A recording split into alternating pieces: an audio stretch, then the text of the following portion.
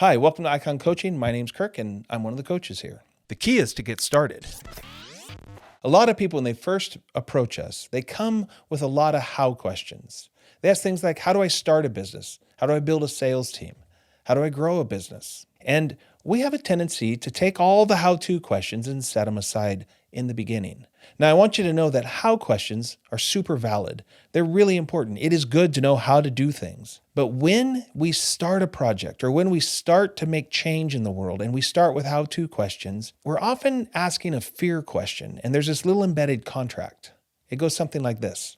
If you could tell me how to do this, asterisk, and guarantee the results, I'd be willing to take all the risks necessary to get it done. The problem is, if I can tell you how to do it and guarantee the results, I've de-risked it entirely.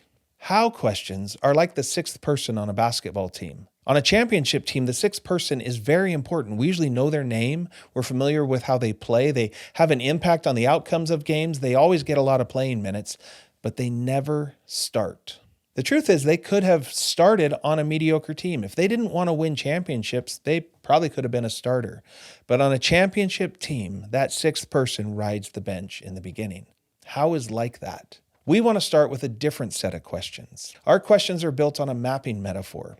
You see, a lot of people will tell you that life's a journey, and I think they are saying life is like a journey. No, I don't think it's a metaphor. I think it actually is a journey. And when lived well, I think life's an adventure. And any adventure you want to go on is going to benefit from having a map. And the map shows you how to get there. That's the basis of the how-to question. Can you show me the route to get there? But a map doesn't work unless you can answer two questions in particular and then a third one for sure. The first question is, where are you? If you don't know where you are and you have a map, that map's useless. We call this the process of locating reality. Can you actually learn to see where you actually are? And we boil all that down to one word, which is. And we use this word is because it's distinct from should. There are all kinds of shoulds in the world, the voices of all the other people, all the other values and systems that you should do. And should isn't bad. There's probably a way the world should be. It's morals and ethics and things like that. But when you're going on a journey, you can't start any journey from where you aren't. You have to start from where you are. And we call that is. And we call this the is-should distinction. Not because is good and should is bad. It's because they're distinct.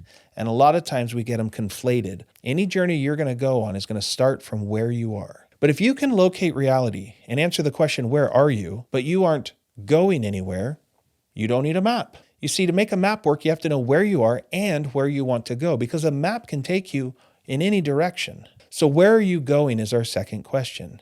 And in the lived experience, we can change that to what is it you want and what do you want next? And it's in the frame of what do you want to accomplish? What are you going after? What are your desires built around? If you can know where you are and where you're going, all of a sudden, multiple routes will emerge. And that leads us to our third question. What's the vehicle you're driving? And for the human, that's who am I? Or what am I all about? To pick a route to get from where you are to where you want to go, we have to pick one that suits who you are. Who's on your team? What kind of company do you have? And the route matters. The route a Jeep takes is going to be really different than the one a Porsche 911 takes. And they really won't function well in vice versa. So these are our three questions that we're going to start with. Where are you? Where are you going? And what are you all about? When we understand that, we can pick a how-to. We can pick the route that you should take. But here's what's interesting. If you can answer all three of those questions, we believe how becomes inevitable. What do we mean by that? What we mean is once you've aligned who you are, what you're all about, where you're going, all those sort of things, what happens is motive emerges. And motive makes all the difference. You see, any adventure you're going to go on is going to have hardships involved. There's going to be costs. There might even be suffering. And the only thing you can do about that is make it worth it. You see, the difference between punishment and sacrifice is motive. When you start with a how-to question that is rooted in fear, you're looking for an easy button, and there isn't one. But when you figure out what actually drives you, what will make hard worth it, you'll just go do it. You'll go figure it out. We'll be there to help, but it's the motive that needs to emerge to get you on the adventure of life. So I want you to remember that how is a valid and important question. It does need to be answered. It just has to wait. And it's waiting for your intrinsic motivation to emerge that will make the cost, the hardship, and possibly even the suffering worth it.